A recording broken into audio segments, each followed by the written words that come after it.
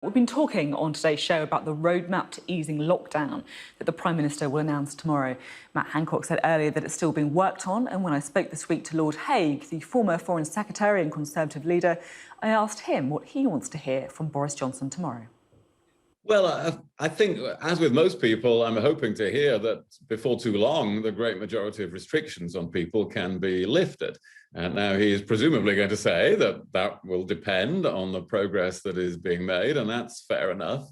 And I think if we are going to reach the point, perhaps in April, where everybody over the age of 50 has had the opportunity to be vaccinated, and the number of cases of COVID is down to a very low level, the sort of level we last saw in the middle of the summer last year. If both of those things have happened by sometime in April, then there wouldn't be much justification for keeping most of the restrictions on people. I think with one big caveat, there has to be a deal, as it were, between the government and the people of this country, that we have to do the mass testing when we reach that point. We have to be ready for really rapid, ruthless local lockdowns. We have to all join in making a test and trace system work, which it can do once the infections are at a lower level. So everybody has to be psychologically ready for that. And if they are, then I think at that point, the government can really release most of the restrictions. Back in June, you said that lockdown was a disaster for our society, an economic catastrophe, and so destructive that it can only ever be allowed once. Lockdown, as I explained when I wrote that article, represents the failure of other policies. It's what you do when every other means of containing a pandemic has failed. So that means you don't have effective test and tracing, that you haven't managed to seal the borders, that you haven't managed to identify through testing the rise of the virus again. It's a policy failure, really, to have a lockdown. But of course, coming in through 2021, we ought to be in a position with the development of mass testing, with a test and trace system that can work at a lower level of infection. And with the huge success of the vaccination program, great credit to the government about that.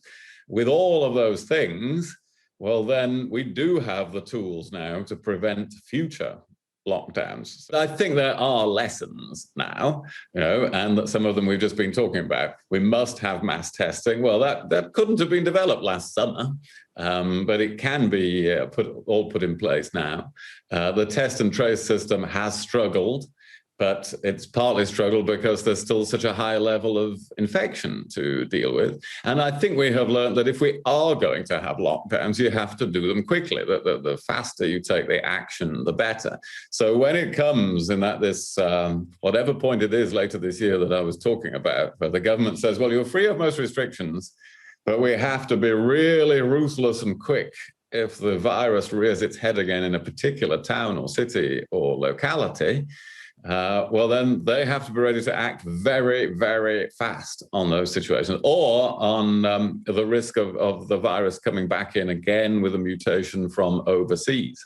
Talking about the way that Number 10 has handled the crisis, do you think there's been any improvement since the changes of personnel, the departure of Dominic Cummings and Lee Kane? You haven't always been the biggest fans of them.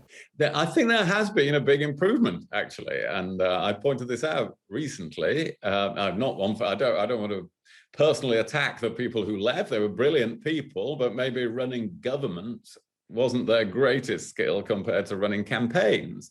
Well, now some people have been brought in who are very good at running government. The Prime Minister has a new chief of staff. He's made other recent appointments.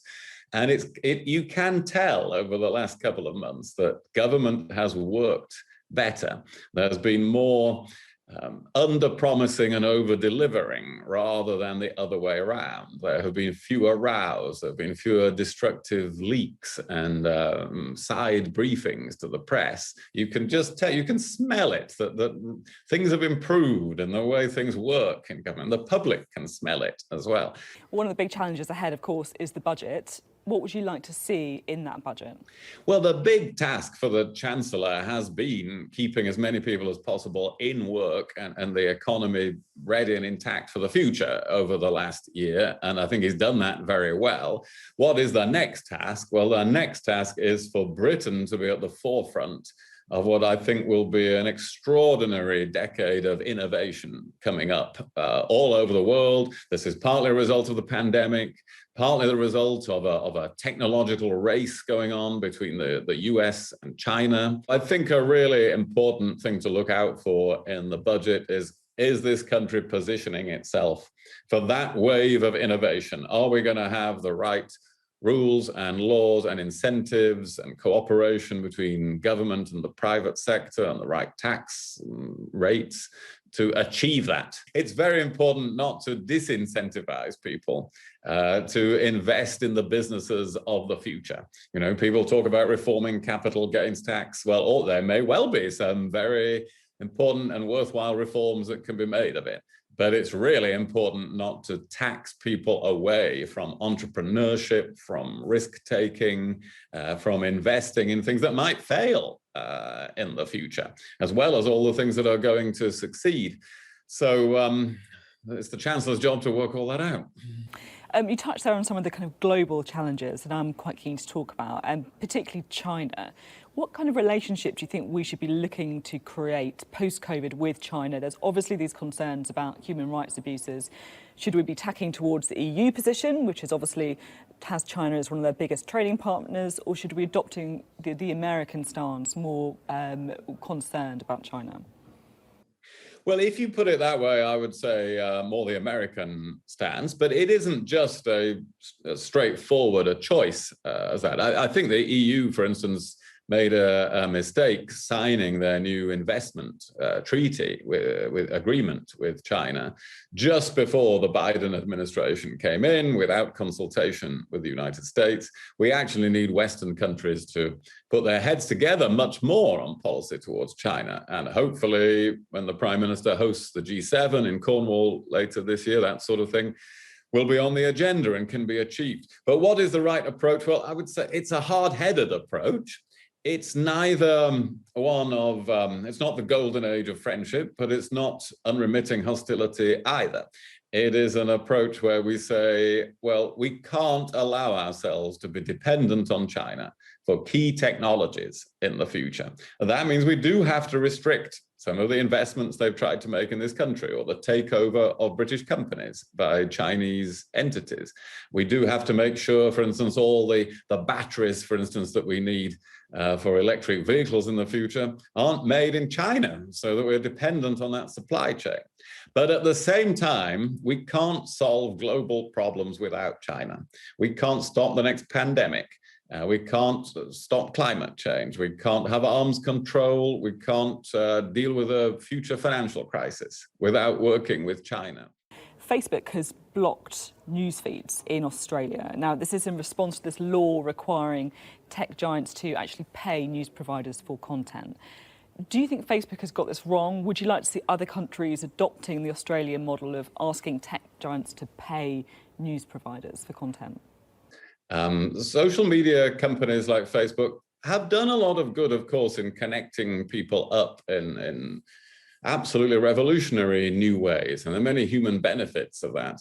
But there's a lot of harm taking place as well. And that harm includes to the fabric of democracy, diminishing, for instance, local newspapers and traditional news outlets, whose diversity and whose availability is an important part of a free and democratic society, and particularly feeding polarization by adjusting news so that it suits the individual, so that it reinforces the views of that individual rather than exposing them to wider views. So yes, I hope other countries, including the UK, will take a similar position.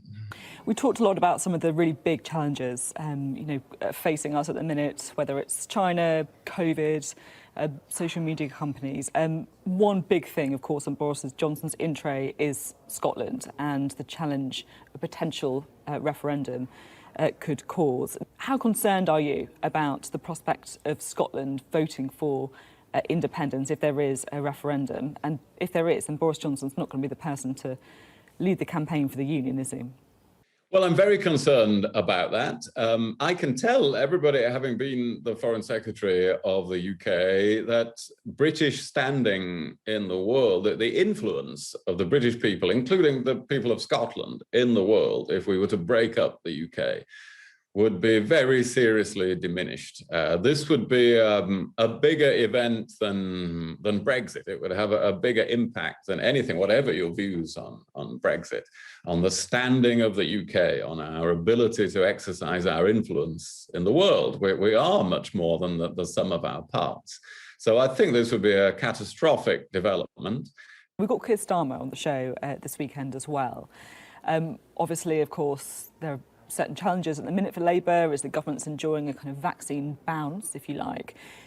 Have you got any advice that you'd give to a leader of the opposition who is grappling with a newly elected government off the back of a landslide election?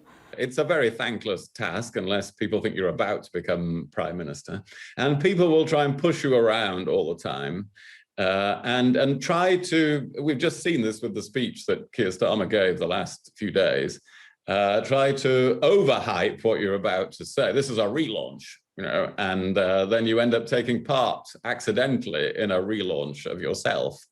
And then, of course, everybody's disappointed. And a few weeks later, you have another relaunch, and you end up looking a bit ridiculous. So I think sometimes it's better just to keep your head down for a bit if the government's doing well and let that wash over you and still be there when the atmosphere has changed. Thank you so much for being on the programme, Mr. Hague. It was very interesting to talk. Thank you. Thank you very much.